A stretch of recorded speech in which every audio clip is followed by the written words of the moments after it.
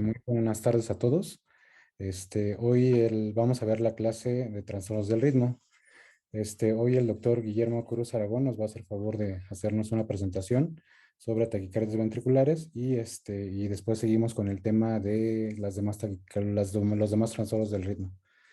Ya saben, si tienen alguna duda o pregunta, pueden comentarla en el chat, o bien levantar la mano para que nos demos cuenta de que quieren participar y si, bueno, comentan en el chat, al final ya vamos a responder las preguntas que coloquen, ¿sale? Bueno, si gustan, comenzamos. Muy bien, muchas gracias por la invitación.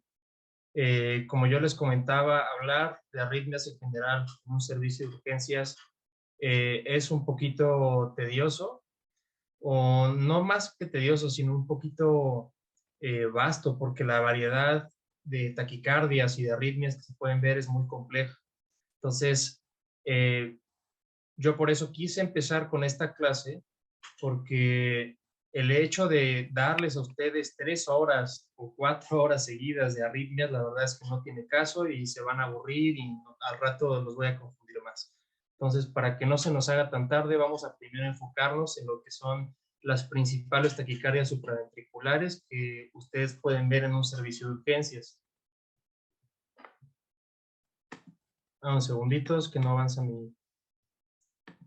Ok.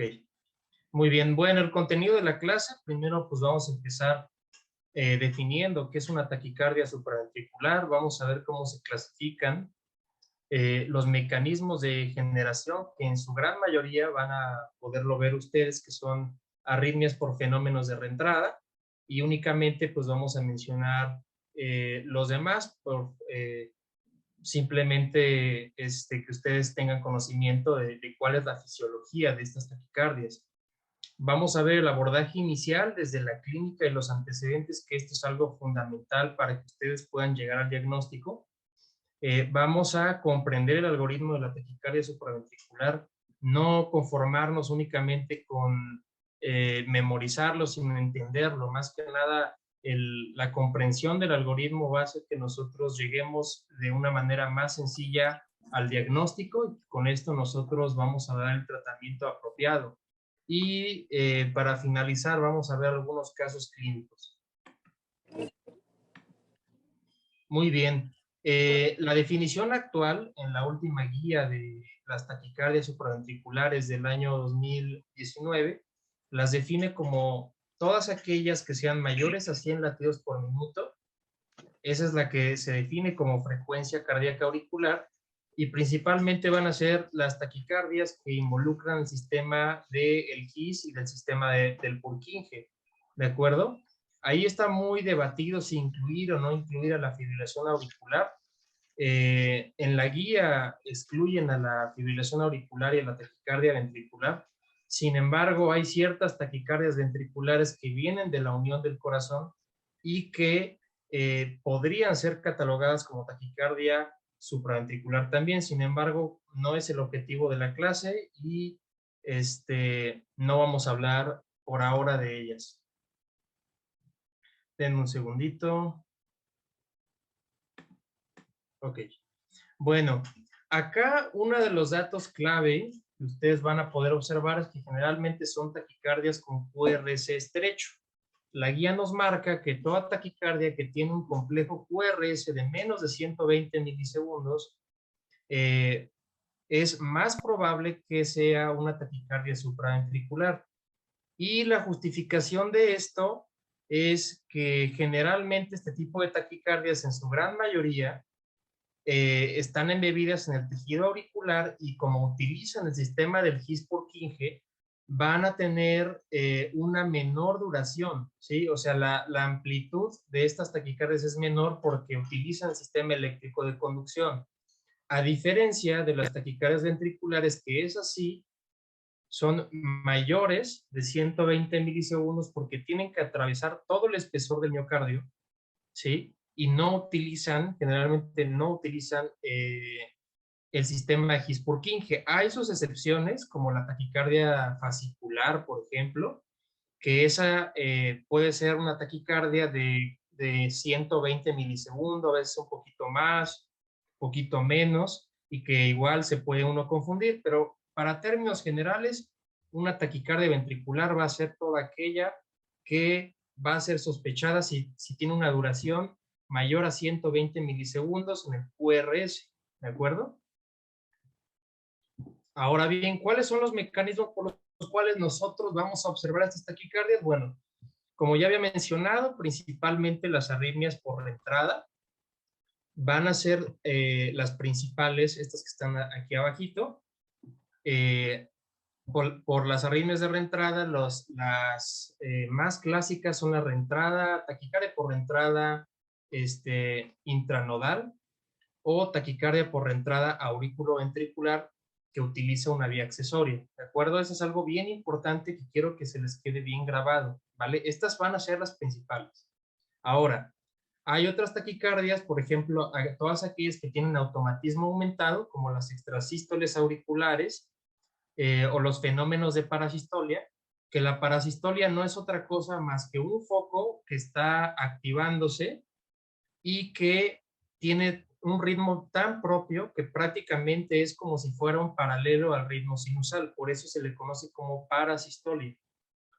Y hay otras arritmias que son por actividad desencadenada, principalmente son por potenciales de acción tempranos y potenciales de acción tardíos, y en este grupo podemos incluir a todas aquellas taquicardias, por ejemplo, si en un servicio de urgencias llega un paciente infartado con elevación del ST y ustedes lo reperfunden, es un paciente que va a tener gran sobrecarga de calcio en el miocardio y que por efecto de distintas sustancias como la norepinefrina, la adrenalina endógena, eso va a hacer que se libere más calcio y que haya potenciales de acción tanto tempranos como tardíos. Y acá están los ejemplos. La automaticidad aumentada son todos aquellos pacientes que tienen pendientes de despolarización más tempranas y eso va a generar que haya despolarizaciones espontáneas con mucho mayor frecuencia. Recuerden que el corazón tiene una propiedad que es el automatismo. Cualquier parte del corazón es eléctricamente activable y si tenemos algún foco activado que todo el tiempo esté despolarizando, bueno, pues es una arritmia por mecanismo automático. Lo más común son taquicardias auriculares o extrasístoles auriculares, ¿de acuerdo? En el segundo grupo son los potenciales tempranos. Generalmente estos se dan en ciertas condiciones. Una de ellas, por ejemplo, los pacientes que tienen hipocalemia van a tener propensión a tener pospotenciales tempranos, o los pacientes que tengan el síndrome de tutelargo, ¿sí? Cualquiera de estos dos puede generar que tengan potenciales más tempranos y que esos potenciales caigan en una fase vulnerable y finalmente conduzcan a generación de arritmias.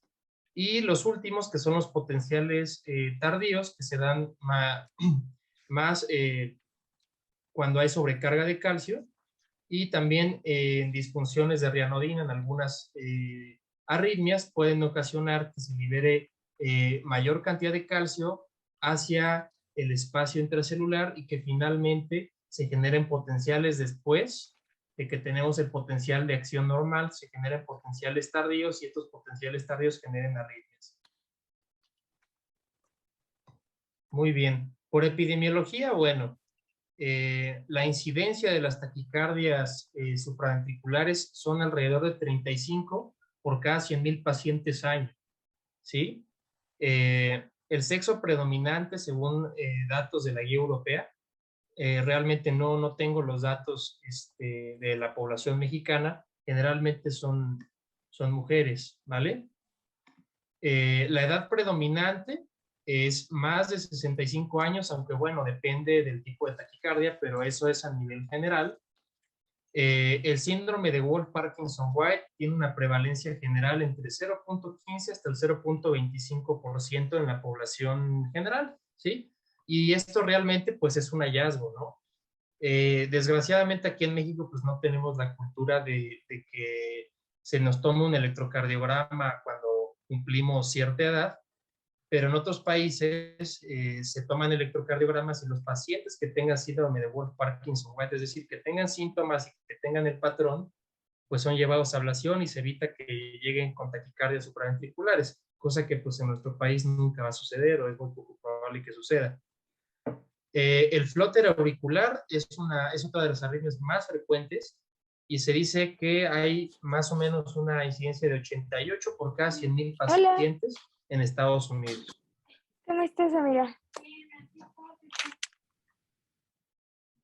Muy bien, bueno, ahora vamos a ver cuál es el comportamiento que tiene esta arritmia con la edad, ¿de acuerdo? Como podemos ver acá en esta gráfica, nos ejemplifica cuáles son los grupos de edades. Aquí lo pueden ver en la parte inferior y podemos ver que a una edad muy temprana, entre los 5 a 10 años, 20 hasta los 30 años, lo que más vamos a ver hasta un 50, casi 60% son taquicardias por entrada auriculoventricular, ¿de acuerdo?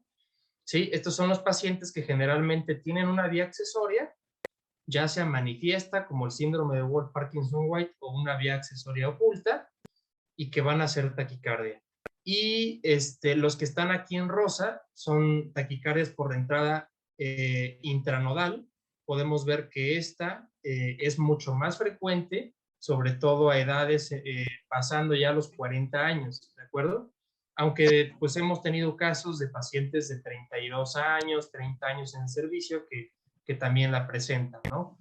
Pero básicamente esta arritmia, la taquicardia por entrada intranodal, es una arritmia que se da pasando los 40 años y sobre todo más en mujeres. ¿Vale? Y la otra arritmia, que es la taquicardia auricular, que lo podemos ver acá ya en un color más oscuro, podemos ver que es un grupo de edad más avanzado. Pasando generalmente los 70 años es cuando más se puede ver esta arritmia. Y generalmente en los pacientes en los que más se va son pacientes ya viejitos que tienen diabetes de muy larga evolución, que tienen disfunción de nodo sinusal, etcétera, porque envejece la aurícula. Y por el proceso de fibrosis se generan focos automáticos, ¿de acuerdo? Entonces, eso es algo que tienen que tomar en cuenta cuando vayan a abordar al paciente y ver en qué grupo de edad está. Es la primera cosa que tienen que fijarse. El abordaje inicial, ¿cómo lo van a hacer? Pues van a preguntar la semiología de las palpitaciones, es decir, cómo inician, cómo terminan, ¿sí? ¿Qué es lo que hace que terminen las palpitaciones? Si son regulares o irregulares. Principalmente esas tres preguntas que acabo de decir es lo que ustedes tienen que preguntar en la sala de urgencias, ¿sí? Generalmente las taquicardias supraventriculares, las que son por mecanismo de reentrada, que son las más frecuentes, siempre tienen un inicio brusco, ¿sí? El paciente les va a contar una historia que estaba dormido y que de repente empezó a sentir cómo se le aceleraba el corazón de la noche a la mañana, literalmente. O son pacientes que están sentados durante el día y empieza la taquicardia. Son de inicio súbito y generalmente son regulares y tienen un fin también súbito, ¿de acuerdo? La otra que hay que hacer, como todo paciente, siempre se deben o se recomiendan hacer estudios de laboratorio porque hay casos, sobre todo los pacientes que tienen trastornos metabólicos como el hipertiroidismo, que puede generar arritmias por mecanismos de automatismo, ¿sí? Entonces, los hipertiroideos pueden hacer mucha taquicardia auricular, ¿sí? E incluso taquicardia por reentrada intranodal en ocasiones. Entonces, este es un dato que les puede ayudar siempre que van a dar de alta un paciente que ya, no sé, un ejemplo, que le hayan dado adenosina, mándenle estudios, ¿sí? Porque eso nos sirve a nosotros para hacer también diagnóstico diferencial o poder derivarlos con el endocrinólogo, etcétera. Siempre de ser posible y que el paciente ya tenga más de un ingreso, ver el electrocardiograma actual y el previo, ¿de acuerdo? Ver el electrocardiograma previo puede ser mucho de ayuda, porque si es un paciente que ya tenía una vía accesoria y a lo mejor ya fue llevado a ablación y acaba de regresar y es una taquicardia similar a la previa o que se ve ahí que hay una recurrencia de la vía accesoria, bueno, pues eso nos ayuda porque ya sabemos dónde está ubicada esa vía accesoria y hacia dónde tenemos que ir. Siempre es importante hacer un ecocardiograma. Yo sé que en urgencias a veces puede ser difícil, pero la implementación del ultrasonido en una sala de urgencias siempre va a ser primordial. Y de ser posible, siempre descarten cardiopatía estructural. ¿Y eso por qué se los comento? Porque hay muchas de las arritmias que están asociadas a cardiopatías congénitas, como por ejemplo anomalía de Epstein, pacientes con comunicación interventricular, comunicación interauricular, etc. Entonces, siempre ustedes descarten cardiopatía estructural en su paciente. Y bueno, como opcionales, en dado caso de que el paciente llegue y que el paciente ya no tenga la taquicardia, pero que les escriba la arritmia, que les escriba cómo empezó, cómo terminó, pueden valerse del Holter, que pues, puede ser de 24, 48 horas o inclusive hasta de una semana. Si los síntomas no son tan frecuentes y llegan a ser muy esporádicos, como cada semana, cada 2 semanas, pueden valerse de los monitores externos. El más común o de los más utilizados es el Cardia. Más o menos tiene un precio de 5,000 pesos. Lo pueden encontrar por Amazon y es una aplicación que está aquí arriba. Se sincroniza con el celular y es una tableta en la cual el paciente pone sus dedos y en ese momento puede grabar una derivación. Ya actualmente hay hasta de 3 derivaciones y graba 30 segundos. Y ya esa información se la pueden mandar a su médico. Entonces tiene esa ventaja, ¿sí? Si el paciente no tiene síntomas tan frecuentes, pues pueden optar por esta opción.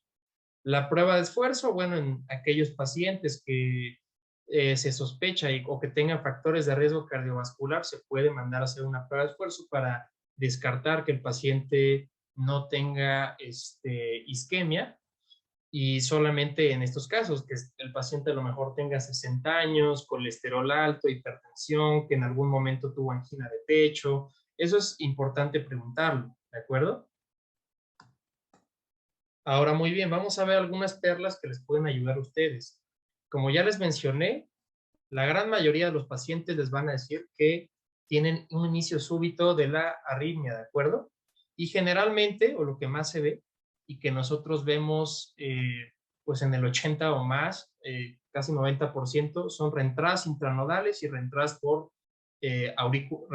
auriculoventriculares, perdón, y reentradas intranodales. El segundo punto, inestabilidad hemodinámica y síncope, generalmente lo van a presentar adultos mayores, ¿sí? Si les llega un paciente de entre, no sé, 20 hasta 40 años, 50 años, aunque vaya a la taquicardia de 200 por minuto, 210 por minuto, la van a tolerar bien, ¿de acuerdo? Si es un poquito más joven, igual. Pero a un paciente adulto mayor, generalmente, tiene más oportunidad de inestabilizarse, ¿de acuerdo? Siempre tener eso en cuenta. Cuando el paciente les cuenta una historia de que tiene palpitaciones o antecedente de taquicardia desde la infancia o la adolescencia, y ustedes lo ven ya de 40 años, 50 años, generalmente son taquicardias por reentrada auriculoventricular y pueden ser vías accesorias. Cuando es un inicio en la edad adulta y que generalmente el paciente sea mujer, apuéstenle a la taquicardia intranodal, ¿vale? O a la taquicardia auricular. Y si el paciente tiene antecedente de cierre de comunicación interauricular, porque muchos pacientes que son llevados a cierre tanto quirúrgico como de dispositivo, pero especialmente más los quirúrgicos, por la cicatriz que forman en la aurícula, esa cicatriz puede hacer un mecanismo de reentrada. Háganme cuenta que es como una carretera que se forma y eso le sirve a la aurícula para generar el circuito. Entonces, si el paciente ustedes le ven una radiografía y ven que tiene ahí alambre y le preguntan así, oiga, no tiene antecedente de una cirugía que le hayan hecho en infancia, alguna cardiopatía congénita, apuéstenle al flóter auricular. Sobre todo si es una taquicardia que sea de complejo estrecho y que vaya entre 130, 150 latidos por minuto, puede ser un flóter auricular, ¿vale? Entonces son perlas ahí clínicas que les pueden saber. Hay otro dato que es la poliuria, que generalmente se puede presentar, sobre todo en pacientes que tienen taquicardias por reentrada intranodal, y esto se presenta porque hay una activación casi simultánea entre las aurículas y los ventrículos. Entonces las aurículas tienen una contracción contra las válvulas auriculoventriculares que están cerradas y eso pues propicia que haya secreción de péptido natriurético y que generalmente el paciente les describa que tiene ganas de ir al baño, que le dieron muchas ganas de ir al baño, ¿vale? Y hay una que quiero que por favor le pongan atención. De las taquicardias supraventriculares, casi todas son bien toleradas y es raro que haya muerte súbita, pero la única de ellas que se asocia o que tiene más asociación a muerte súbita es la fibrilación auricular en conjunto con el síndrome de Wolff-Parkinson-White, ¿sí? Más tarde, pues ya veremos un ejemplo de ello, pero esta arritmia es la que se asocia a muerte súbita y es, pues prácticamente motivo de que se tenga que ingresar al paciente y que se tenga que hacer la ablación lo más pronto posible. Muy bien, esto es lo que vamos a ver hoy. Vamos a ver taquicardia por entrada intranodal, taquicardia por entrada auriculoventricular, que vamos a ver lo que son las vías ocultas y lo que es el síndrome de Wolff-Parkinson-White, la taquicardia auricular y el flóter auricular. Vamos a ver el primer caso. Todos son casos genuinos, son casos del instituto. Este es un paciente de 45 años, mujer. Como antecedentes tiene palpitaciones, refiere que desde los 20 años, referidas como de inicio y de fin súbito, y que tiene una duración aproximada de 5 minutos, así lo refiere ella. El último episodio que tuvo fue el 6 de abril del 2021 y el paciente más o menos lo vimos como 2 meses después nosotros, porque fue a un hospital general, y en el hospital general refiere la nota que le dieron tratamiento farmacológico no especificado. Y bueno, este es el electrocardiograma. A mí la verdad es que me gustaría que nos haga favor. Ahorita, ¿quieren que yo pregunte? A ver, déjenme ver. A ver, ¿quién es Lorena Sánchez? ¿Me escuchas?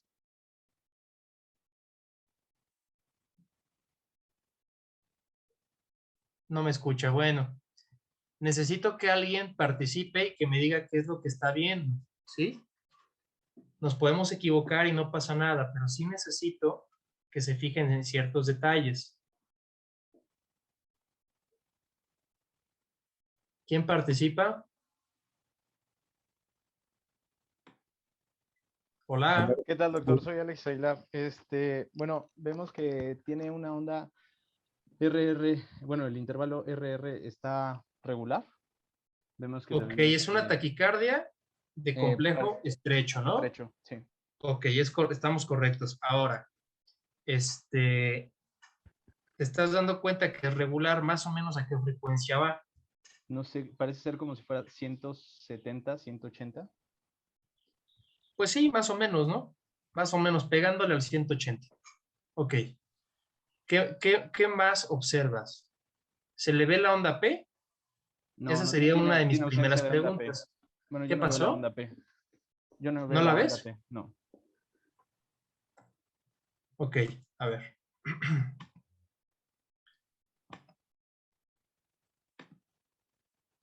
Ahí te puse una pista. Ok. Ok.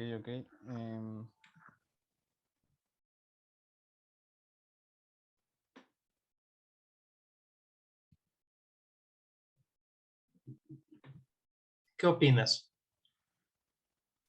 ¿Eso es P o no es P?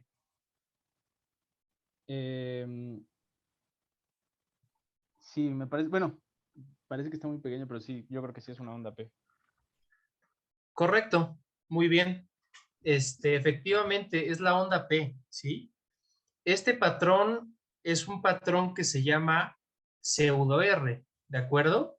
Ok. Así apréndanselo, patrón de pseudo R. Y asemeja como si fuera un bloqueo incompleto de rama derecha. ¿Te parece, no?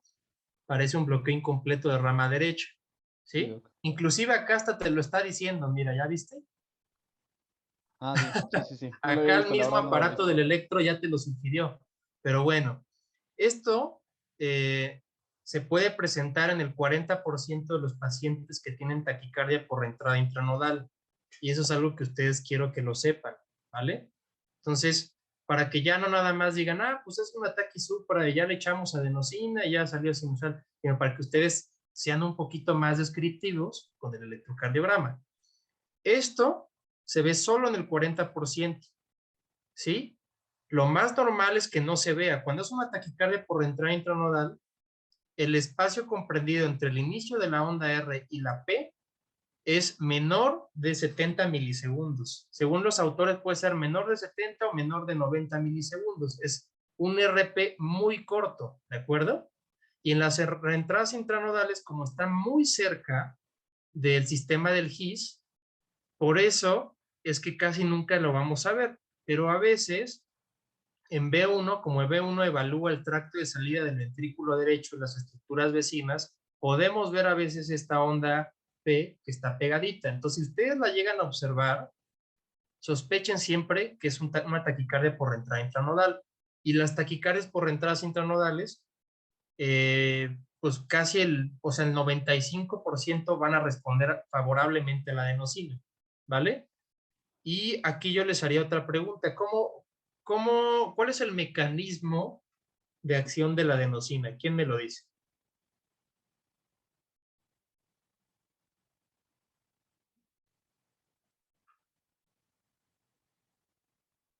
Si ya se lo digo yo. Sí, sí. Bueno, Adelante. el mecanismo de acción de la adenosina es que va a suprimir la conducción del nodo auriculoventricular. Y esto va a Ajá, ¿y generar que se cómo? suprima la automaticidad. Ajá, pero ¿cómo? ¿Qué es lo que hace? Bueno, muy fácil. Lo que hace la adenosina es hiperpolarizar al nodo auriculoventricular, ¿vale? Va a sacar potasio de las células del tejido específico de conducción del nodo auriculoventricular y se va a hiperpolarizar. Por eso ustedes cuando vean que pasa la adenosina y pasan 10 segundos, hace una pausa. Seguramente lo han visto. Bueno, esa pausa se traduce a que el nodo está hiperpolarizado, no conduce y en ese momento hace pausa. ¿Hecho?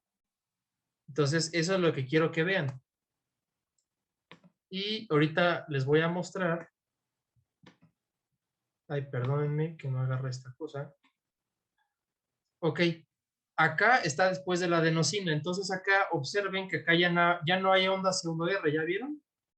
Aquí ya la pseudo R, o sea, lo que viene siendo la onda P, que estaba en la taquicardia, ya no está. Entonces, si ustedes ven que ese patrón desaparece, acá se los pongo de nuevo, y acá se lo pongo después, acá pueden ver que ya no está, ¿sí? Entonces, si ustedes ya ven que desaparece, entonces en ese momento, pues ya le ponen el nombre y el apellido, es una taquicardia por la entrada intranodal, ¿vale? Muy bien. Ahora, este es el algoritmo que está en las guías, quiero que lo comprendan, por favor, ¿vale? Acá podemos ver taquicardia de QRS estrecho, QRS de menos de 120. Quedamos que es menos de 120 milisegundos porque estas taquicardias utilizan el sistema específico de conducción, el sistema del His-Purkinje. Por eso es que cuando veamos una taquicardia de QRS de menos de 120 vamos a sospechar que es supraventricular. Ahora, hay que ver si la taquicardia es regular o irregular, ¿sí? En este caso era una taquicardia regular, ¿no? Entonces nos vamos a ir a la parte izquierda del algoritmo. Entonces, después nos pregunta, ¿las ondas P son visibles? Y acá, si no son visibles las ondas P, inmediatamente nos manda a la parte final del algoritmo y en la parte final del algoritmo, en la primera opción nos dice taquicardia por entrada intranodal típica, ¿sí? Esa es la más frecuente. Por eso yo les comentaba que cuando no ven la onda P, generalmente es una taquicardia por entrada intranodal, pero les quise poner el electrocardiograma donde sí se observa y que tiene una pseudo R para que puedan ustedes también hacer ese diagnóstico con ese dato, que como les comento no siempre se presenta, pero cuando ustedes lo pueden observar, en ese momento, pues ya ustedes le ponen el nombre y el apellido. Pero bueno, supongamos que sí pueden ver la onda P, ¿no? La siguiente pregunta dice, ¿la frecuencia auricular es mayor que la ventricular? Y acá, si en ese caso, si sí es así, que las aurículas vayan más rápido que los ventrículos, la primera sospecha es que estén ante un flóter auricular, ¿sí? O sea, si ustedes ven que hay demasiadas aurículas, que pues vienen siendo los dientitos de sierra que se ven del flóter, si son más que los ventrículos, pues apuéstenle al flóter, ¿vale? Aunque hay flotters que pueden ser incluso con conducción 1-1 y pueden ser muy rápidos, pero bueno, eso ya no es motivo de la clase y no los quiero confundir. Pero bueno, en este caso de que veamos que no es así, que realmente vayan igual, acá nos hacen la siguiente pregunta.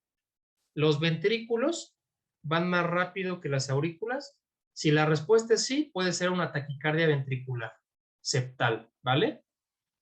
Si la respuesta es no, que es en la gran mayoría, nos vamos a ver lo que se conoce como intervalo RP, ¿sí? El intervalo RP es el intervalo entre el inicio de la onda R y la P, si es que la pueden observar, ¿sí? Entonces, por ejemplo, acá, si vemos el intervalo entre que empieza la onda R y que está la onda P, que es de esta, pues prácticamente son unos 40 milisegundos, cuando mucho, ¿no? Entonces, tenemos un RP que es corto, RP menor que PR, menor de 90 milisegundos, nos lleva a una taquicardia por entrada intranodal, ¿vale? Y las otras tres opciones puede ser taquicardia auricular focal, taquicardia de la unión, que es extremadamente rara, como el 1%, o que puede ser una taquicardia por entrada auriculoventricular, pero es raro. ¿Sí? Cuando es un RP corto, generalmente son taquicardias por entrada intranodal. ¿Hecho? Y si tenemos taquicardias con RP que sea corto, pero que sea de más de 90 milisegundos, lo más probable es que es una taquicardia por entrada auriculoventricular que esté utilizando una vía accesoria. Y la otra opción es que si tenemos un RP que sea largo, es decir, que, o sea, para que nosotros digamos que sea un RP largo, eso se me olvidó comentarlo, es que tiene que pasar más del 50% una R y otra R. Entonces acá, si medimos entre esta R y esta R, pues vemos que la P cae antes de la mitad, antes del 50%. Entonces es un RP corto. Pero si pasa el 50% la R, se le llama RP largo. Y las taquicardias con RP largo generalmente son taquicardias auriculares, ¿vale? ¿Hasta aquí alguna pregunta o alguna duda? Me pueden preguntar, ¿eh? Con toda confianza. ¿Todo bien? Bueno, seguimos. Sí, doctor, gracias. Ok. Vamos a seguir. Ok, bueno, ese es el mecanismo de la arritmia. Generalmente una taquicardia por entrada intranodal se genera porque hay dos velocidades en el nodo y esas dos velocidades, en el momento en que hay un extrasístole, que todos los seres humanos tenemos extrasístoles tanto auriculares y ventriculares, siempre y cuando pues, lo normal sea menor del 1%, pero bueno, si tenemos la mala suerte de que tengamos velocidades muy diferentes por dentro del nodo, eso puede ocasionar que un impulso se bloquee en una de las vías, conduzca hacia los ventrículos por el sistema del His y posteriormente, cuando esa vía que no condujo ya se recuperó, el impulso regresa y es un fenómeno que se llama eco auricular y ya finalmente se forma un mecanismo de reentrada. ¿De acuerdo? Este mecanismo, como les comento, es más frecuente en mujeres. La relación entre mujer a hombre es más o menos 4-1, ¿sí? Se cree que la influencia hormonal pues tiene que ver y generalmente es por una, o sea, la fisiopatología de la arritmia es por una alternancia en las velocidades de conducción por dentro del nodo AB, ¿vale? Y esto es lo que les comentaba, ¿sí? En la gran mayoría de los casos no van a poder observar la onda P, casi siempre va a estar escondida dentro del QRS, pero a veces puede dar una imagen de pseudo R en B1, que fue lo que vimos, o de pseudo S en B2, ¿sí? Esto se va a presentar más o menos en el 40% de los casos. Y esto es lo que le llamamos taquicardia por entrada intranodal lenta rápida, que es el 90%. ¿Hecho? Las demás son taquicardias atípicas que pueden tener un RP largo, que no las vamos a ver, y otras muchísimo más atípicas, que son las vías lentas, que son menos del 1%. ¿Vale? Y bueno, acá está la diferencia. Esta es una muy parecida a la que vimos en el ejemplo del electrocardiograma, y acá pueden ver que tiene una pseudo R, y la pseudo R pues no viene siendo otra cosa más que la onda P, que está muy pegadita al QRS. Y acá podemos ver otro ejemplo de la misma variedad de taquicardia, pero acá, a diferencia de esta, la onda P está escondida. ¿Hecho? Entonces, si ustedes tienen un trazo de taquicardia supraventricular, que vean que no se ve la onda P, que va a menos de 200 latidos por minuto, su primera sospecha es taquicardia por entrada intranodal. ¿Vale? Es algo que quiero que quede clarísimo. ¿Va? Si ustedes ven que tiene una taquicardia que va a más de 200, generalmente es una vía accesoria, porque el nodo auriculoventricular no conduce tan rápido. O sea, es muy raro que tengan una taquicardia por entrada intranodal que vaya a 200, 210. Generalmente no conducen tan rápido, ¿sí? Siempre las taquicardias por entrada intranodal van casi siempre 170, 180, 190 cuando mucho. Entonces, fíjense muy bien en la frecuencia, ¿vale? Para que ustedes vayan haciendo su diagnóstico diferencial. Es parte de lo que hacemos en el laboratorio de electrofisiología, que es hacer pruebas para detectar la taquicardia. Y lo que hacemos es posicionarnos con catéteres intracavitarios. Localizamos el ostium del seno coronario, que más o menos está en este lado, y en ese sitio es donde nosotros aplicamos calor para poder quitar la arritmia, ¿de acuerdo? Y bueno, acá están los algoritmos ya específicos. Siempre que ustedes tengan sospecha de esta arritmia, que ya ustedes hayan hecho el diagnóstico diferencial, que le estén apostando a la taquicardia por entrada intranodal, bueno, pues esto es lo que se tiene que hacer. Como siempre, pues ponen a las maniobras vagales como de primera opción, ¿no? Realmente las maniobras vagales es raro que funcionen. Sinceramente, yo de casi 5 años que llevo en el instituto, solo he visto como 3 pacientes que han salido, porque realmente las fibras del vago no siempre se pueden localizar y no siempre están tan superficiales como parecen. Entonces, esto varía de persona a persona, pero bueno, ustedes pueden hacerlas, sí. Si quieren hacerlas, pues generalmente se tiene que comprimir del lado derecho, la carótida derecha, y siempre, pues como en todo paciente, pues hay que auscultarlas para ver si no tiene soplo. Si el paciente no tiene soplo, no tiene datos de enfermedad arterial en ese nivel, pues podemos hacerlas, y generalmente cuando ustedes están comprimiendo y haciendo el masaje en la zona, no tienen que pasar de 10 segundos. Si ya pasaron 10 segundos y la taquicardia continúe, entonces ya no sigan comprimiendo, ¿vale? Bueno, si el paciente, bueno, como siempre, la siguiente pregunta es si el paciente está inestable, ¿vale? Si el paciente les refiere que está muy mareado, que tiene mucho dolor de pecho, ¿sí? Pues es un paciente que va a ir directamente a cardioversión. Se le da una sedación leve. Nosotros tenemos el protocolo de pues, hablarle siempre a anestesio para que anestesio le dé una sedación leve y posteriormente nosotros cardiovertimos, ¿sí? Generalmente son taquicardias que salen, sobre todo las intranodales, salen alrededor como de 100 joules. 100, 120 joules pueden salir, ¿vale? No le den más. Y bueno, si el paciente no responde a las maniobras vagales, el medicamento de primera elección va a ser la adenosina. Si ustedes no tienen adenosina o no está disponible, la siguiente opción pues es utilizar verapamil o diltiazem, que pues tiene el concepto de calcio antagonista, y sabemos que el tejido específico de conducción pues funciona con canales de calcio. Entonces puede funcionar también. Y de tercera opción pues tenemos también los beta bloqueadores, que van a hacer que las bombas de sodio no se abran, ¿de acuerdo? Y bueno, en dado caso de que estas maniobras sean inefectivas, pues el paciente se va directamente a cardioversión, ¿de acuerdo? Posteriormente, pues si el paciente está sintomático o recurre, pues es un paciente que tiene que ir a ablación.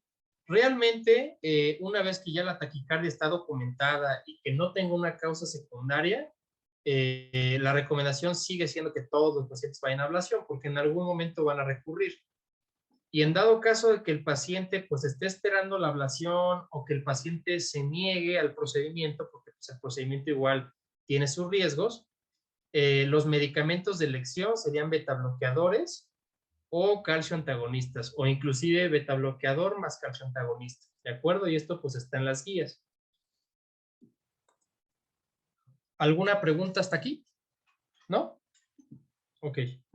Bueno, el siguiente caso pues es un hombre de 22 años de edad. Tiene episodios de palpitaciones desde la infancia, se guían con maniobra de Valsalva y desde hace 4 años menciona que tiene episodios más frecuentes que lo han traído a las urgencias. Y como dato clínico que apareció en la nota es que la taquicardia se debía a la administración de verapamil.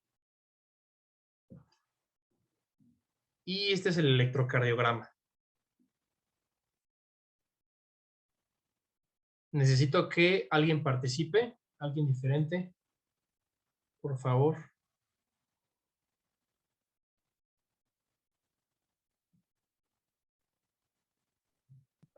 A ver, Guadalupe, Lupita Velasco. Es una taquicardia supraventricular regular. Ajá, es una taquicardia regular de Ajá. complejo ancho o estrecho. De complejo estrecho. ¿Ok? Entonces Oh, ya más o menos a qué frecuencia va. es que no veo bien los cuadritos, doc, espérame. Como 160. Ok, pues más o menos, sí, una disculpa, 300, 150, pues como 180, casi 180, 190. Ok. Ok, muy bien. Entonces, ¿el algoritmo qué te dice? ¿Me puedes recordar? Pues sí es estable o inestable. Bueno, ese es el algoritmo de De AJA. del ACLS, ¿no? Pero yo Sí, lo que te digo es el algoritmo de taquicardias, ¿qué es lo que te decía? ¿Ves la P o no ves la P? Fíjate bien en todas las derivaciones. Mm, uy. Híjole, es que no en todas la alcanzo a ver, doc. Ahí Porque, pueden por ver el ejemplo, zoom. ajá, porque, por ejemplo, en el dedos largo, creo que sí la veo. Ok. Sí, de hecho, exactamente. Si te das cuenta, aquí en algunas, acá pueden ver mi Ajá. puntero, ¿no, verdad? Sí, doctor. A ver, espérame. Acá pueden ver la manita. Sí, doctor. Ok. Entonces, mira, acá fíjate cómo de repente se alcanza a ver. Esto que ves Ajá. acá es la onda P, ¿ya la viste? Sí, doctor. Esta es la onda P. Entonces, ¿tú la ves cerca o la ves lejos de la onda R? La veo lejos. Se ve lejos, ¿no? Sí, doctor. No se ve como el electrocardiograma previo que habíamos visto, ¿sí? Exacto.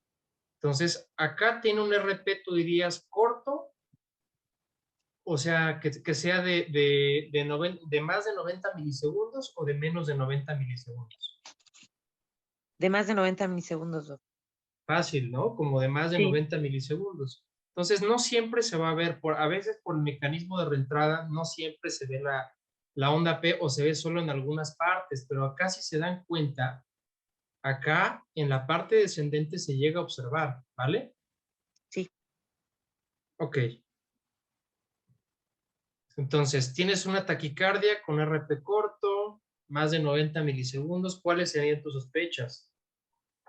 En una taquicardia por reentrada auriculoventricular Ok. o una taquicardia auricular. Podría ser una taquicardia auricular también, porque el RP, si te das cuenta, Voy a acercarlo. Acá la P pues cae, si trazamos una raya en medio del RR, pues es un RP corto, pero ya tirándole a largo porque a lo mejor se pasa un poquito. Entonces, puede ser también una taquicardia auricular, aunque la taquicardia auricular tiene otras pistas que vamos a ver después. Pero bueno, ya me diste tus impresiones diagnósticas y eso está muy bien. Ok.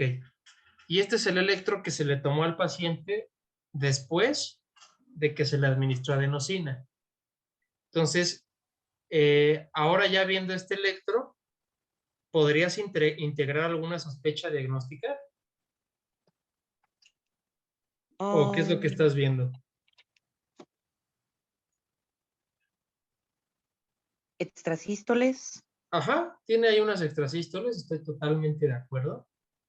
Tiene extrasístoles ventriculares ahí aisladas, que eso es algo que se puede ver y que ustedes lo van a ver con mucha frecuencia cuando administran la adenosina, ¿sí? Como mecanismo de defensa, el corazón dice, bueno, pues el nodo AB no funciona porque me acabas de pasar adenosina, pues he hecho extrasístoles, no importa. Entonces, es un mecanismo de defensa. ¿Le ves preexcitación? ¿El PR cómo lo ves? ¿Está corto o está largo? Si tú le mides el PR, acá como en cuánto está. Está corto, Doc. No sé, para mí pareciera como de menos de 90. No, el PR. O sea, desde el inicio de El la PR, P. perdón. Ay, Dios mío. Espérame. No, el PR está largo, Doc. Está alargado. Ok, pues está en más de 120 seguro tiene, ¿no? Sí. Está como en 200.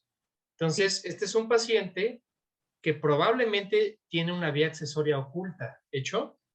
Okay. Las vías accesorias ocultas no las van a ver ustedes con preexcitación después de que les pasen la adenosina. Entonces, si ustedes pasan la adenosina y ven un electro en taquicardia que tiene un RP de más de 90 milisegundos y que no le ven preexcitación, pues sospechen que es una vía accesoria oculta. Y así es como lo tienen que mandar referido, como una sospecha de una taquicardia supraventricular por una vía accesoria oculta, ¿vale? ¿Estamos? Sí, doctor. Ok. Y este fue el estudio electrofisiológico del paciente. Acá está la taquicardia. Obviamente, nosotros en el laboratorio de electrofisiología pues lo hacemos con velocidades de hasta 200 milímetros por segundo. Y acá podemos ver desde que se empieza a activar la R hasta la primera aurícula, son 102 milisegundos, o sea, es un RP largo, ¿sí? Nosotros en el estudio ya con los catéteres les llamamos el VA, ¿de acuerdo? Y es de 102, entonces está larguito. Entonces tenía razón, era una taquicardia de más de 90 milisegundos, era un RP corto, y es una taquicardia por una vía accesoria oculta, ¿vale? Acá ya esto no se los voy a enseñar por motivos de tiempo. Y bueno, este es el algoritmo que básicamente es lo mismo. Si ustedes ya tienen esta sospecha, como siempre, maniobras vagales, ¿no? Si son inefectivas y la taquicardia es ortodrómica, ¿alguien que me pueda explicar qué significa esto de que sea ortodrómica? ¿Alguien lo sabe? Olimpia, ¿estás ahí?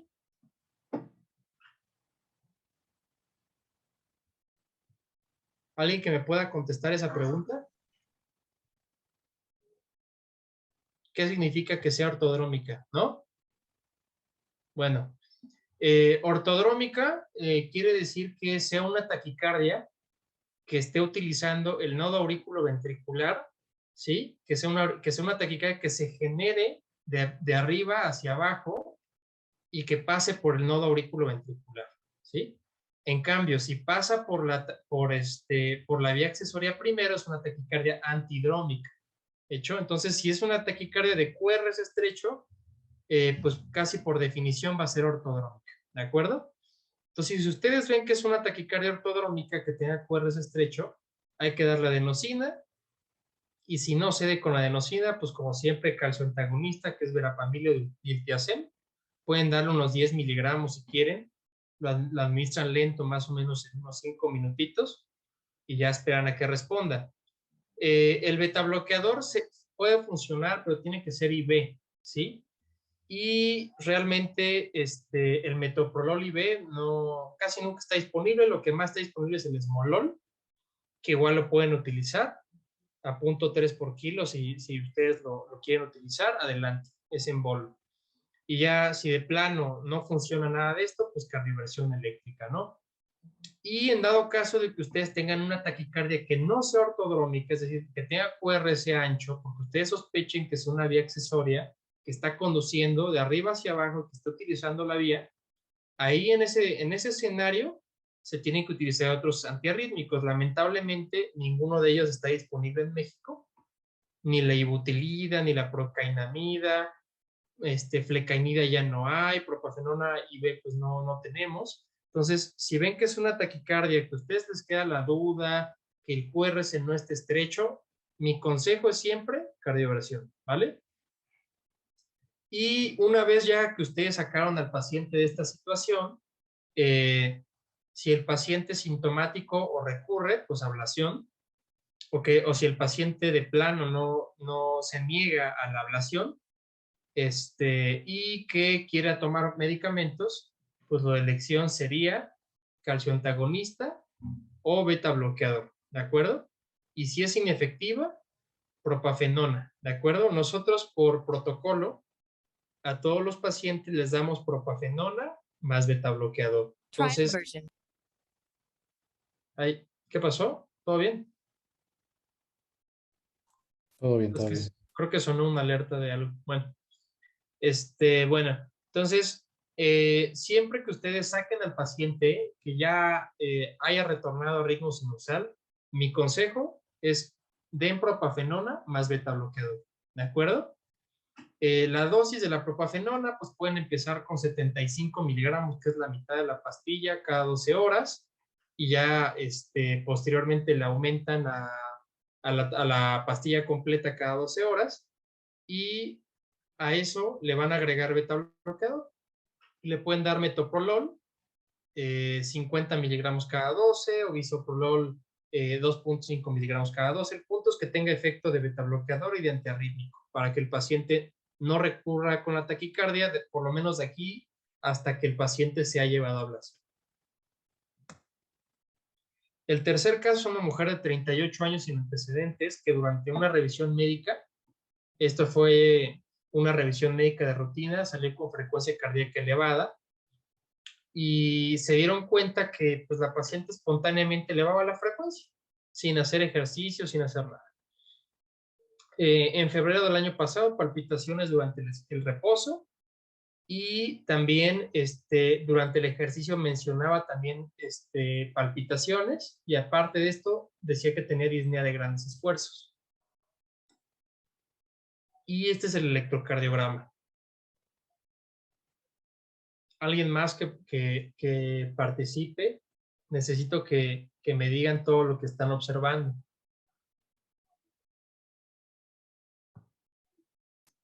A ver, Diego Díaz. Ok. Sí, me parece que sea mejor que tú elijas. Bueno, yo no soy esa persona que menciona el maestro, sin embargo, veo... Casi no te escucho. ¿Puedes Hola, hablar? ¿qué tal? Claro, buenas tardes. Mi nombre es Horacio Ceballos. Ok, te escucho, a ver. Doctor, bueno, yo veo aquí ya una taquicardia de complejos, una taquicardia aquí ya es arrítmica, de QRS estrechos, en los cuales pues no alcanzo a distinguir la onda P. No la ves la onda P, ok. No, con una frecuencia cardíaca de aproximadamente 105, 350, 105, 110 latidos por minuto. Varía, ¿no? Ajá. Sí, pero bueno, le digo, es arrítmico. Ok. Entonces, tú no le ves onda P. Pues aquí está la P, ¿no? Sí, es cierto. Acá está la P. ¿Y qué opinas de esta morfología? Te voy a ayudar. Ok. Espérame. Te voy a ayudar.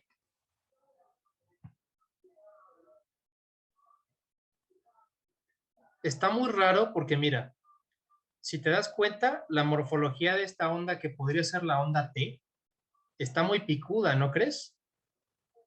Y ve esta, ¿ya viste? Ok, sí, ¿Te das cuenta cómo cambia la simétrica. morfología de la onda T? Ok. Bueno, eso quiere decir que la onda P está acelerando y se está metiendo dentro de la onda T. Por eso es que ves que tiene una alternancia en el voltaje, ¿ya viste? Sí, sí, sí. Entonces, eso realmente, ese mecanismo de aceleración y de enfriamiento, así se conoce como fenómeno de aceleración o de calentamiento y enfriamiento, lo tiene la taquicardia auricular. Entonces, este es un paciente que tiene ritmo sinusal, pero que alterna con taquicardia auricular. Y esto que ven acá son rachas de taquicardia auricular. Entonces, ustedes ven un electro que de repente tiene alternancia en el voltaje de la onda T y que de repente ustedes ven que esta alternancia se va repitiendo por patrones, entonces en ese momento ustedes van a inferir que se trata de taquicardia auricular, ¿vale? Ok, gracias. Y acá, si se dan cuenta, pues pasa exactamente lo mismo, ¿sí?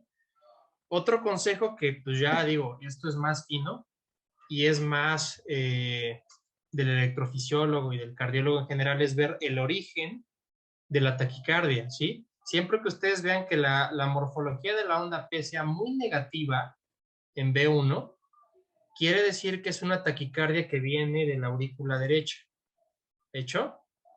Y si ven que la onda P es positiva, es una taquicardia que viene de la aurícula izquierda, ¿de acuerdo? Entonces, desde donde se genera el impulso, eso te da una morfología negativa. ¿Por qué creen que ABR casi siempre es negativo? Bueno, no casi siempre. ¿Por qué creen que ABR es negativo en un electro normal? Porque el impulso del nodo sinusal pues viene de la derecha. Por eso, esta es la explicación de por qué la onda P la van a ver siempre negativa en ese lugar. ¿Sí?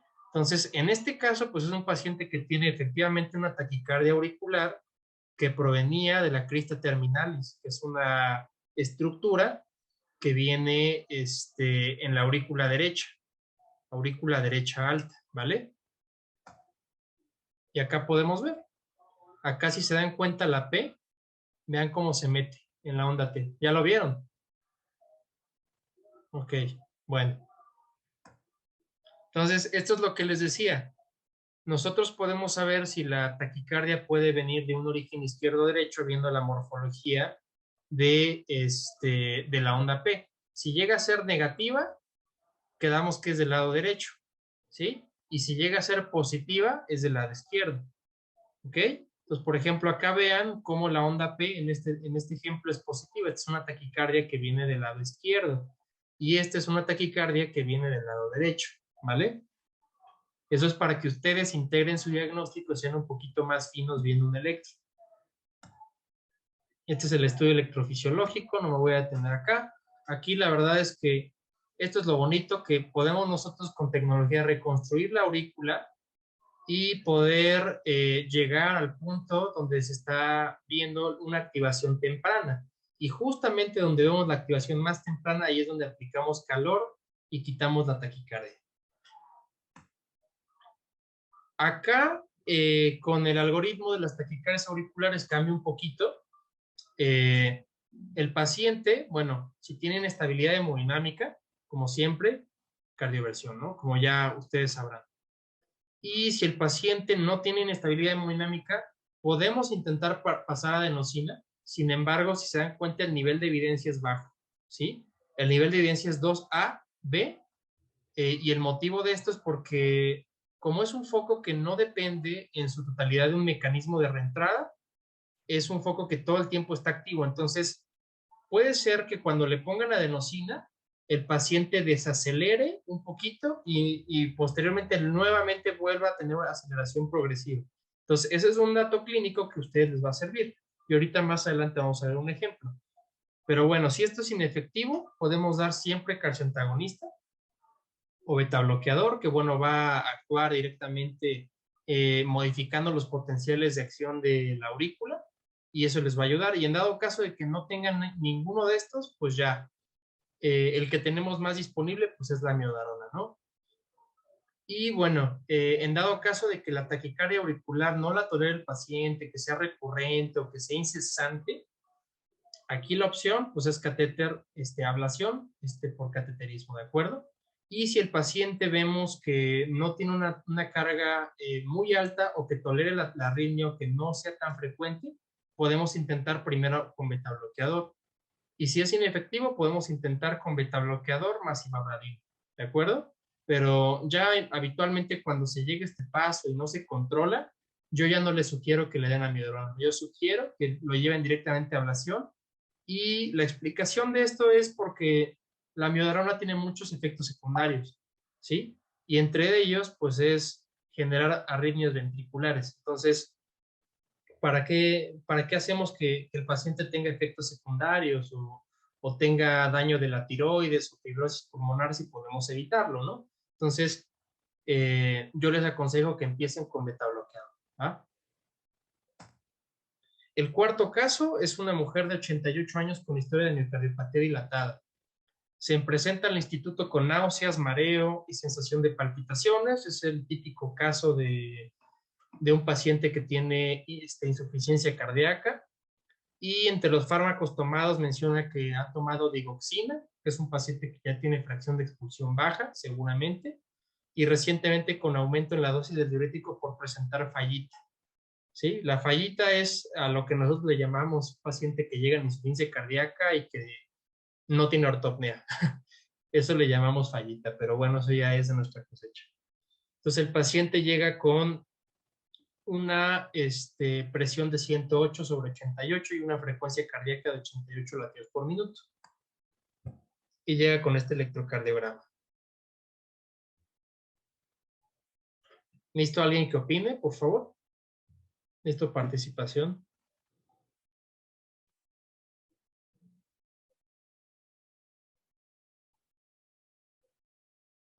Ahora sí, Diego. Profe, pues, evidencia una RR regular con un QRS poco ancho. Ancho, ¿no? Pues es un paciente que tiene miocardiopatía dilatada, ¿no? ¿Qué diagnóstico tiene? ¿Qué diagnóstico electrocardiográfico tiene? O sea, imagínate el concepto. Miocardiopatía dilatada, EBI baja. ¿Tú como qué trastorno qué trastorno de la conducción podrías inferir teniendo estos datos clínicos y viendo este electro? El QRS, ¿cómo lo ves?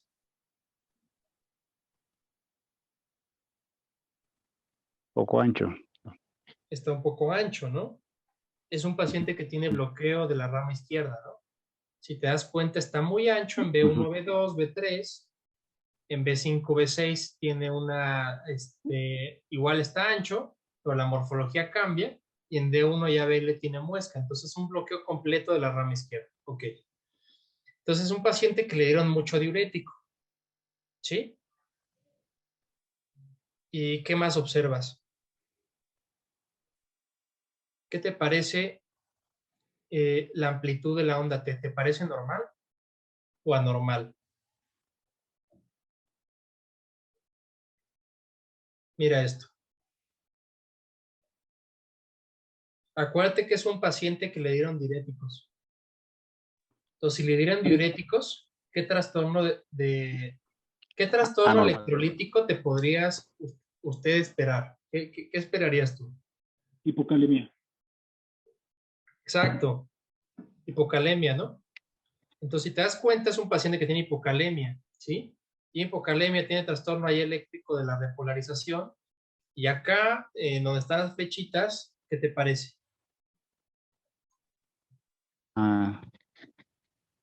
Onda azul.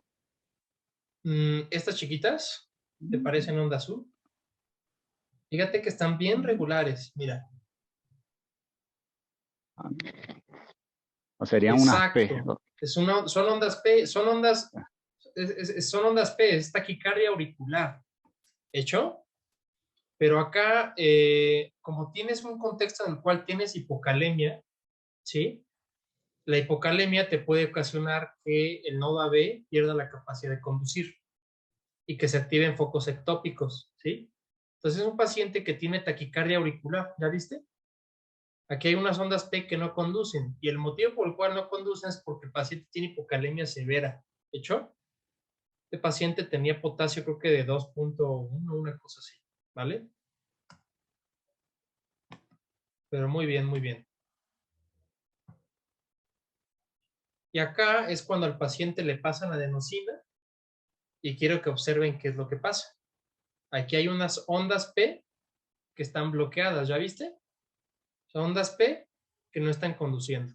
Entonces, acá lo que se hace es bloquear el nodo AB, pero aunque tú bloquees el nodo AB, aquí la actividad auricular persiste, ¿de acuerdo? Entonces, es el motivo por el cual la adenosina tiene un nivel de evidencia más bajo que el betabloqueador o el verapamil o los antiarrítmicos para tratar esta arritmia, ¿de acuerdo? Entonces, si ustedes le dan adenosina al paciente y ven que tiene P's que no conducen y que sean a una frecuencia rápida entre 180, 170 más o menos, sospechen que tiene taquicardia auricular. ¿De acuerdo? Aquí pues va un poquito más lento porque el paciente tiene hipocalemia, pero de igual manera pues es una taquicardia auricular que se corrige ya cuando al paciente se le da el tratamiento. ¿De acuerdo? ¿Alguna pregunta hasta acá? Ya me No, falta claro. muy poco, ¿eh? ¿Sí puedo seguir o ustedes me dicen? Sí, sí, claro, sí, sí, Doc, adelante. Ok, Sí, muy doctor, bien. gracias. Entonces, aquí les voy a dar una clave, ¿sí? Si el paciente no tiene efecto esperado o sea, no tiene una respuesta con la adenosina, puede ser que la dosis sea inadecuada, que pues eso igual lo podemos doblar la dosis, ya saben, o que el paciente tenga taquicardia ventricular, ¿vale? Que sea una taquicardia ventricular septal. Ahora, si tiene una desaceleración gradual y que nuevamente vuelve a acelerar, como es este caso, que ustedes ven cómo la onda P vuelve a acelerar, puede ser que estemos ante una bilivulgar taquicardia sinusal o a un foco automático, ¿vale? A una taquicardia auricular. Y si ven que tiene una terminación súbita y que ven una pausa OTA, es un paciente que generalmente tiene mecanismo de reentrada, ¿sí? Y el mecanismo de reentrada puede ser reentrada intranodal, que es la primera, reentrada auriculoventricular, reentrada en el nodo sinusal, que es raro, yo solamente he visto un caso, taquicardia auricular por mecanismo de generación, que es el famoso trigger, que igual no siempre se ve, es muy raro. Y si el paciente aún persiste con la taquicardia y que la taquicardia pasa a bloqueo AB, ¿sí? Que fue en este caso que pues acá pasó a bloqueo AB totalmente, porque acá son ondas que no están conduciendo. Entonces tienen que apostarle que puede ser un flotter, que no es este caso. El flotter se sospecha cuando ustedes no ven la línea eléctrica, pero acá se logra observar. Entonces, si ustedes llegan a ver que no hay más bien que hay una continuidad y que no ven las líneas eléctricas, sospechen que es flotter. Pero si ven la actividad que es separada y organizada, sospechen que es taquicardia auricular, ¿vale? Y creo que este es el último caso, paciente mujer de 39 años, palpitaciones regulares de inicio y fin súbito desde los 28 años, 1 a 2 eventos por mes, el último evento en mayo de 2021 con palpitaciones que duraron más de 30 minutos. Es el penúltimo caso, pero me parece. Es el penúltimo. ¿Sale? ¿Quién quiere comentar?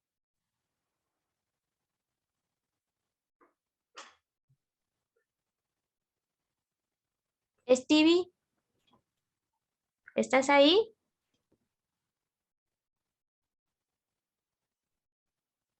O pasa tú, Leti. Necesito que participen, chavos. Ya vamos a terminar. ¿Leti? Sí, doctora. Es una taquicardia supraventricular de complejos QRS estrecho. Ok. Como que alcanzo apenas a ver la onda P, pero no estoy segura. Sí, sí tiene onda P. A ver, vamos a a ver, a ver. ver. Es que Acá como tengo que duda. se empieza a ver, bueno, voy a acercarlo más para que puedas observar. Ujú. ¿Quieres Sí, ver porque, alguna derivación en específico? Tú dime. a ver, tenía la duda, por ejemplo, en... ¿Quieres ver las precordiales? ¿Quieres ver las inferiores? Ay, es que como que se superpone. No, creo que no, no tiene ondas P. Ok, bueno. ¿Qué más te llama la atención? Yo efectivamente pienso igual que tú. Realmente la onda P no la puedo distinguir. No podría yo afirmar que la estoy viendo. Pero ¿qué te llama la Ujú. atención? Como que tiene descenso del ST, ¿no? Ajá. Y entonces, ¿qué hacemos? ¿Lo vas a trombolizar o qué le vas a hacer? Cuéntame. Ay, no sé. ¿Tú qué harías? ¿Tú qué harías? Te llega el paciente a las 3 de la mañana con Ajá. palpitaciones y ya lo pasaste a una camilla Ajá. y está con ese electro. ¿Qué es lo que haces? Tú dime qué harías. Pues sus signos vitales. Ok, signos Mm, vitales normales. Tiene 110/70, no tiene dolor de pecho, solo dice que se siente muy acelerado.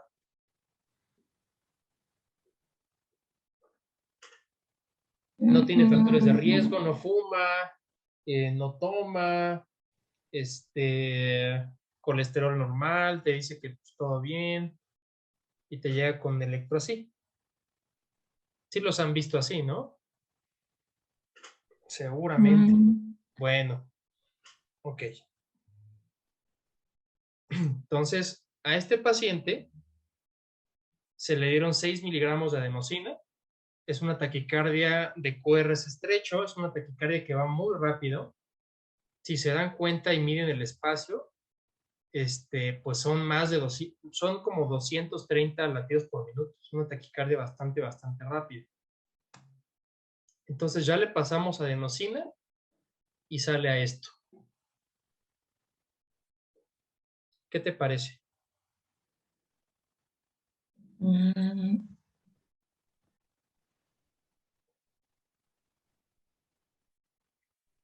Y esto es muy común, ¿eh? Y de hecho del GEA González nos llegan muchos referidos.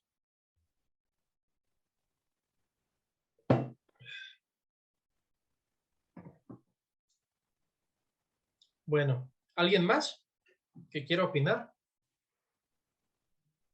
Pues después de la adenosina pareciera que todavía persiste ese infradesnivel en las precordiales, doctor. Pues acá yo ya, bueno, o sea, sí tiene, pero si te das cuenta, desde donde empieza la R al nadir del ST es mucho, ¿no? En B4. Y acá mira, o sea, realmente ya no es nada, es prácticamente a lo mejor 1 milímetro. Doctor, y entonces ese fenómeno se provoca por la excitación tan rápida que tiene el paciente, y aparte se ven test como, bueno, las test se ven como bimodales después en las precordiales, cuando ya, después de la aplicación de la adenosina. Ajá, pero ¿qué les parece el electro? ¿Se les parece un electro normal No, o porque no tienen P, inferirían ustedes algo? pues las P están como abolidas, están muy pequeñas. A ver, vamos a ver. Aquí tienes la P, ¿ya la viste? Sí, está muy pequeña. Ajá, estoy de acuerdo, está pequeña. ¿Qué te parece esta pancita que está abajo en el QRS? ¿Te parece normal? No, eso no es normal. No es normal, entonces tiene un PR corto o largo.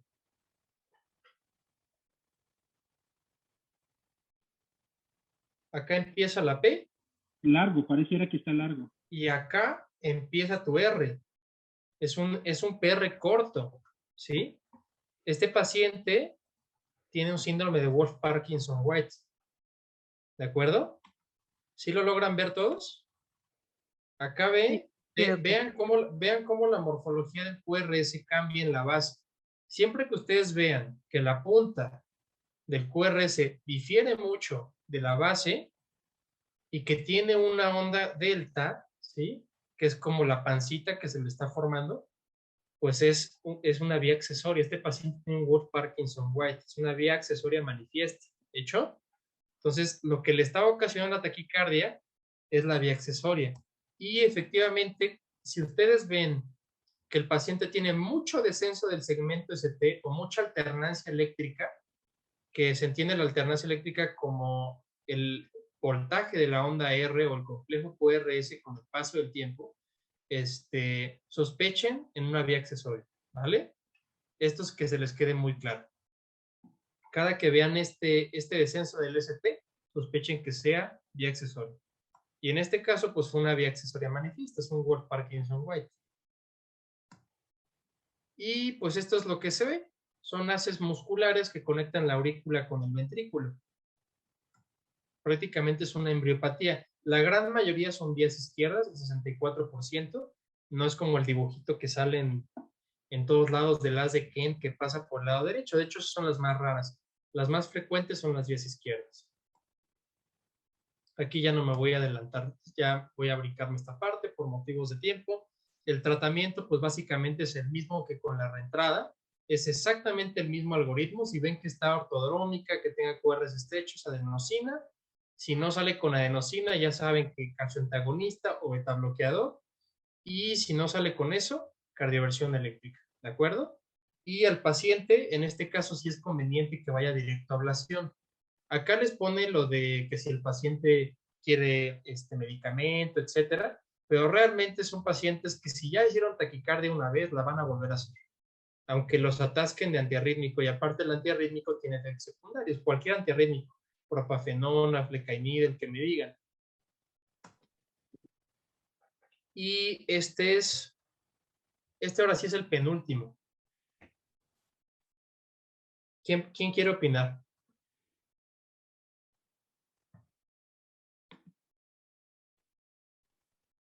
Jessy, ¿estás ahí? Jessica.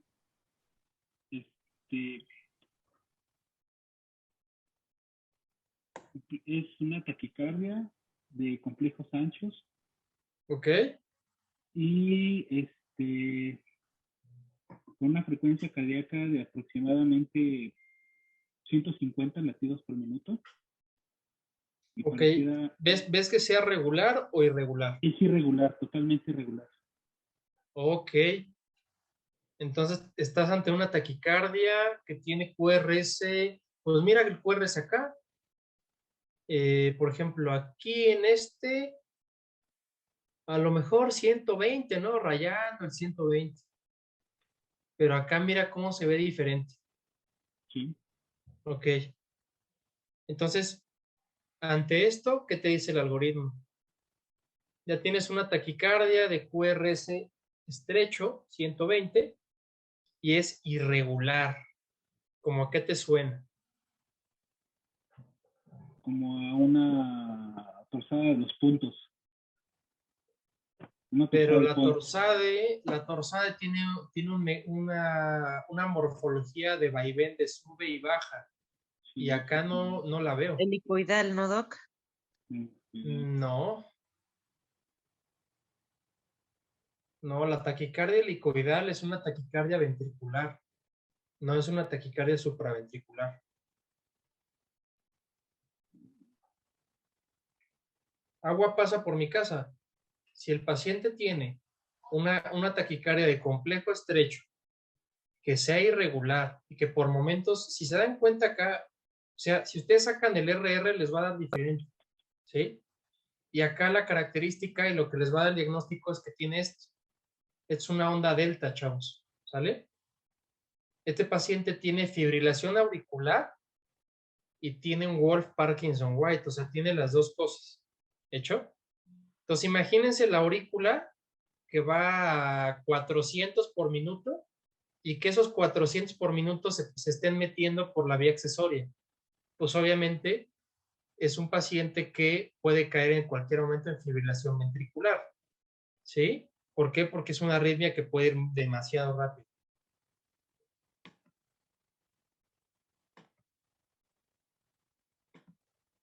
Entonces, es una FA preexcitada, ¿de acuerdo? Ese es el diagnóstico. ¿Y cómo lo hicimos? RR regular, tiene onda delta, ¿sí? Perdón, RR irregular con onda delta y complejo QRS estrecho, ¿sí? ¿Qué es lo que hay que hacer en estos casos? Cardiovertir, ¿vale? Aquí ya no se avientan ni a ponerle flecaimida, ni propafenona, y mucho menos amiodarona, ¿vale? La amiodarona es recomendación 3B, es decir, no se debe de poner porque la amiodarona IV puede bloquear más el nodo AB y ocasionarles todavía más preexcitación, entonces no lo hagan. Llévenlos directo a cardioversión. ¿Hecho? Acá, bueno, esto es el estudio electrofisiológico que ya no vamos a ver. Y el último caso, que es una mujer de 68 años, antecedente de cierre quirúrgico de comunicación interauricular, diabética, con palpitaciones regulares desde el año 2019 y en noviembre de 2021 con disnea de medianos esfuerzos.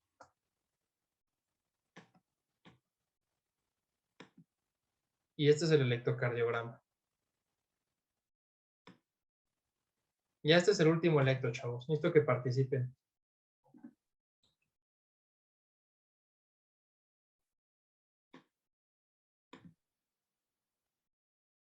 ¿Quién va a participar? Alexis, Paz. Bueno, yo veo que es una taquicardia, Doc. No sé. Veo que como dijo que tenía CIA, ¿verdad? Sí, tiene antecedente de un cierre de CIA, es correcto. Bueno, eso ya lo predispone también para hacer un flúter auricular. Y no sé si Muy se ven así bien. con los dientecitos Se así ve que como sí de pusiste sierra. atención. Ok. ¿Qué más? Describe lo que ves. Ah, ok. Bueno, déjeme ver si... No sé si puedo acercar un poquito más para que pueda ver Claro, los dime, cuadritos. ¿qué derivaciones quieres? En dedos largo para ver si se ve un poquito más para ver la frecuencia cardíaca. Sí. Ok, ahí lo tienes. Es aproximadamente como en 130, 140, Doc. Ajá. Sí. No veo Aunque que aquí tenga se abre un alguna... poquito, mira. Sí. Es irregular. Ok. Entonces, es un poquito irregular, estoy totalmente de acuerdo contigo. ¿Ves la onda P? Yo no alcanzo a distinguir onda P. Pero... Yo tampoco. No sé si en dedos largos se vean los dientes de sierra como se describen en el flúter auricular. Si eso sean las Acá tú le ves una línea isoeléctrica clara, totalmente plana. ¿Tú se la No, ves? Yo totalmente tampoco plana, se la no. veo. Acá si te das cuenta, sube, baja en todos, ¿vale? Si te das cuenta, no hay una isoeléctrica clara. Entonces, si tú no estás viendo la isoeléctrica y no es clara, y tienes un paciente con antecedente cierre CIA o antecedente cardiopatía congénita CIB, anomalía de Epstein, ¿sale? Sí, Doc. ¿Cuál sería tu posibilidad diagnóstica? Flúter auricular. Ok, correcto. De hecho, ese es el diagnóstico.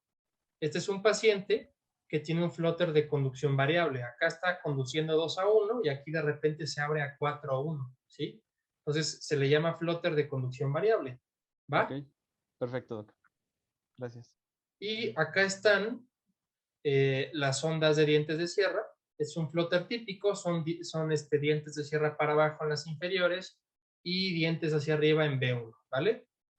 Y bueno, si ustedes quieren ser todavía más descriptivos, podrían decir que es un paciente que tiene flúter auricular y que tiene un giro antihorario, ¿vale? Ok, Doc. Y acá está el flúter típico, tiene ondas de sierra negativas en las inferiores y en B1 están positivas, ¿ya viste? ¿Ya viste? Perdón, Okay. sí, Doc. Y aquí esa imagen se da porque se aleja de la parte inferior y acuérdense que el flúter es una macroreentrada, es un circuito que está en la aurícula.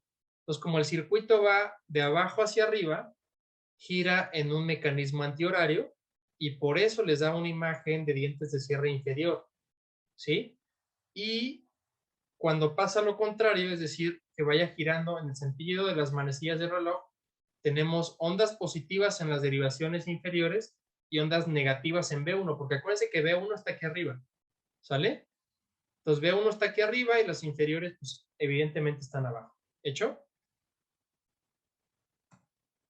Esto es lo que se tiene que hacer en el Flutter. Si es un Flutter típico, que es decir, que dependa del istmo cabotricuspidio, la indicación es ablación. ¿De acuerdo? Si ustedes ven que es un Flutter atípico, es decir, que aquí no tenga discordancia, es decir, que estén igual de negativas acá que acá, se le conoce como Flutter atípico. ¿Hecho? Y esos Flutters atípicos, pues, igual se van a ablación, pero en centros especializados. ¿De acuerdo? En nuestro centro, pues realmente vemos Flutters de los dos tipos, tanto Flutters típicos como Flutters atípicos, y ambos tienen indicación tanto 1A como 1B de recibir ablación, ¿vale? Y bueno, mientras el paciente no se ablasione, la opción es beta bloqueador para hacer que no conduzca tan rápido el nodo AB, porque realmente pues, el nodo AB es el que está decidiendo qué impulsos pasan y qué impulsos no. Y la otra opción es amiodarona, ¿vale? Pero sí es bien importante que le digan al paciente que la amiodarona no le va a resolver todo y que tiene muchos efectos secundarios. Tienen que ser muy enfáticos con eso. Yo sé que no es el objetivo de la clase, lo quise poner al final. Este es un estudio reciente del 2022. Muchos de los dolores de cabeza en la sala de urgencias y para el cardiólogo en general es cómo tú vas a diferenciar una taquicardia supraventricular de una ventricular. Y bueno, este algoritmo es algo novedoso. Es un algoritmo que está hecho para pacientes con cardiopatía estructural y acá fue con 206 pacientes. Se dieron cuenta que era bueno, más bien que es un algoritmo muy equiparable a otros como el algoritmo de Bugada, el algoritmo de Berekei, y utiliza 3 principios. El primero es, el paciente tiene anomalía estructural. En derivación de 2 se mide desde el inicio del QRS hasta el pico, y si es de más de 40 milisegundos, pues le sumamos un punto, y en ABR lo mismo. Si tiene más de 40 milisegundos de inicio a pico, es igual otro criterio, ¿vale? Entonces, si tenemos mayor o igual a 2 criterios, el paciente tiene taquicardia ventricular. Y si tiene 0 o 1, el paciente tiene una taquicardia supraventricular. ¿De acuerdo? Y este fue un estudio que fue probado, bueno, el algoritmo fue probado por residentes de electrofisiología, por residentes de cardiología, inclusive por residentes de medicina interna, y se vio que realmente el tiempo al diagnóstico pues es muy poquito. Si se dan cuenta, en segundos se puede llegar a hacer el diagnóstico.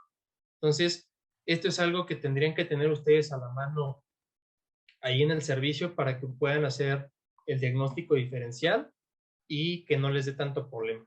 Pero mi consejo es, si el paciente llega inestable y no están seguros o realmente no cumple bien los criterios, cardioviertan. Eso es algo que va a salvar al paciente. Como conclusión, ya esta es la última diapositiva. Taquicardia de QRS estrecho e irregular. Piensa en una FA con un Wolf, ¿de acuerdo? O una taquicardia auricular multifocal, que es la otra opción. Taquicardia con QRS estrecho irregular, bueno, pues hay que buscar la actividad auricular. El RP hay que medirlo, que puede ser corto versus largo, y ya dependiendo, pues ustedes van a poder integrar su diagnóstico. Y bueno, hay maniobras que pueden ayudar como la Valsalva o el masaje senocarotidio o la adenosina para en ese momento ver cuál es, digamos, la respuesta que tiene, y de esa manera también saber cuál es el diagnóstico.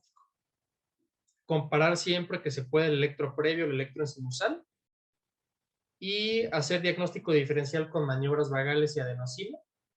Y por final, mientras el paciente no se ablacione, hay que empezarle con tratamiento médico, pero de manera ideal, siempre lleven los pacientes a ablación. Y pues eso sería todo. Me gustaría pues escuchar dudas o preguntas que ustedes tengan. Adelante, los escucho.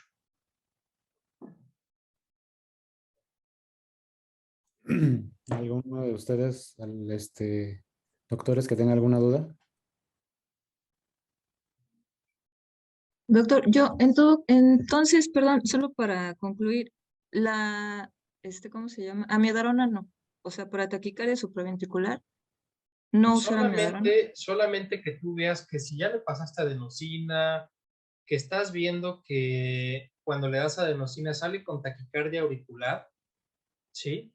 O que el paciente tenga un flutter que vaya muy rápido, antes de que lo cardioviertas, mejor ponle un poquito de amiodarona, te puede ayudar, ¿sí? Se ha visto que la amiodarona, si se da previo a la cardioversión, eso puede ayudar a tener un mayor éxito durante la cardioversión, perdón. Entonces, afortunadamente, digo, la mayoría de las taquicardias supraventriculares, como son de reentrada, pues paran habitualmente con adenosina. Pero lo que dices es muy importante, o sea, muchas veces tenemos ese vicio de quererle darle amiodarona a toda costa a los pacientes, ¿no? Y eso, pues, lejos de ayudar, puede ser contraproducente, lo puedes inclusive bloquear. Hemos visto pacientes que les dan amiodarona y que van a 150 y de ese ritmo de taquicardia auricular pasa a una bradicardia, a un bloqueo AB de tercer grado, ¿sí? Y puede pasar, porque el nodo AB reacciona muy diferente a la amiodarona. Hay veces que reacciona muy rápido, inclusive puede hacer que la TEA se caiga, porque acuérdense que la amiodarona, aparte de ser antiarrítmico, es un antagonista beta 1. Entonces puede hacer que la TEA caiga. Entonces mi consejo es no pasen amiodarona a no ser que sea un flutter o que sea una taquicardia auricular. ¿Hecho?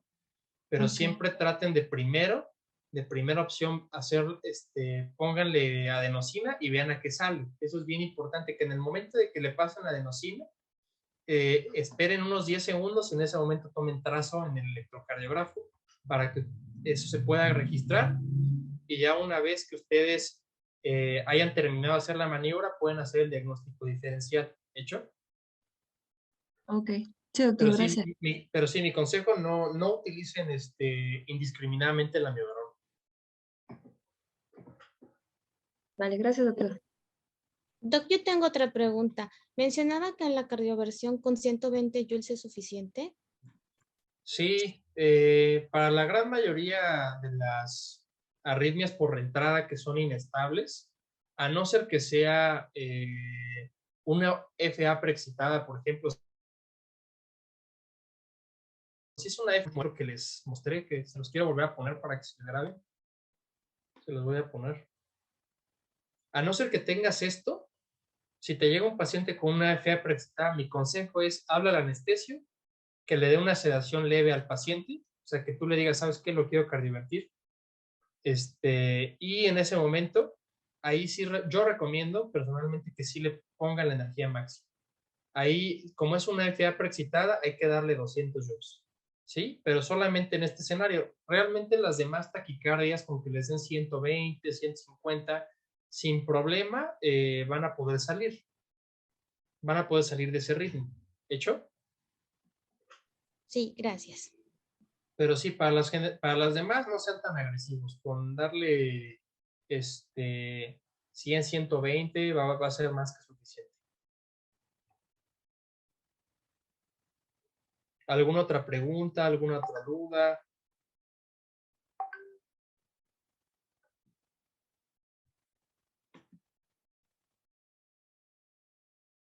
¿Algo más?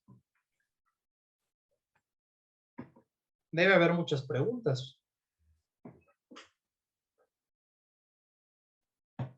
¿Nada? ¿Seguros? ¿Seguros todos?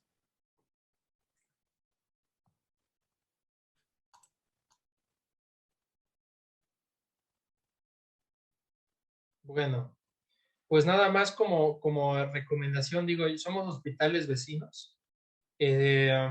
Siempre que tengan pacientes que ya les hayan dado adenosina y que ya ustedes hayan integrado el diagnóstico con todo lo que hablamos, mándelos con nosotros. O sea, denles betabloqueador, denles el propafenona si quieren, y si es que no tiene cardiopatía estructural y lo permite.